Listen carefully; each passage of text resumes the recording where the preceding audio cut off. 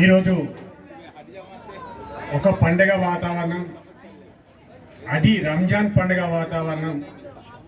ఈ రంజాన్ మాసం అంటే నెల రోజులు ఎంతో పవిత్రంగా నేను గమనిస్తూనే ఉంటాను. ముస్లిం సోదరులందరూ వీళ్ళ టైం అయింది టైం పోవాలి, మార్నింగ్ ఈవినింగ్ అట్లా. మా దగ్గర ఒక ఇద్దరు ముస్లిం వాళ్ళు కూడా పని చేస్తుంటారు. వారికి కూడా క్రమశిక్షణగా అందరూ 1 గంట మొదలు టైం ఇస్తే మేము 2 గంటల టైం వాళ్ళకి ఎక్కువిచ్చి ఇఫ్తార్ ఎందుకు పంపించడం జరుగుతుంది.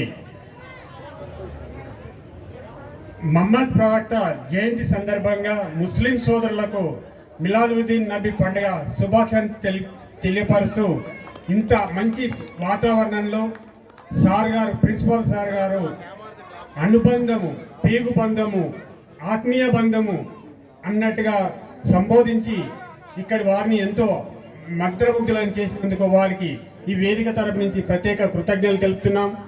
మహమ్మద్ ప్రవక్త 575 సంవత్సరంలో జన్మించినట్టుగా మనకు తెలుస్తుంది.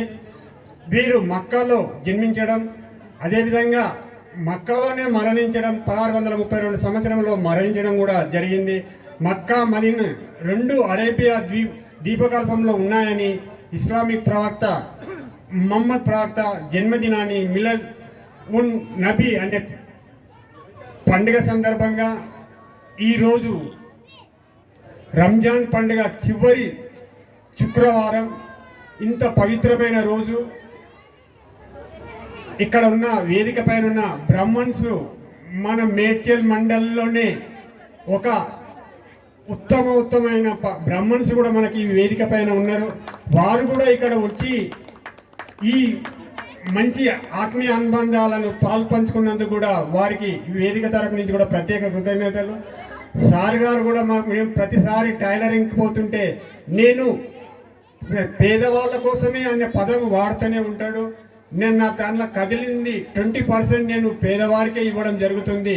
నేనేం చేసుకోవాలా రెడ్డి గారు, వారికే ఇస్తుంటాను పేదవారికి అనే భావన, మంచి సంకల్పము.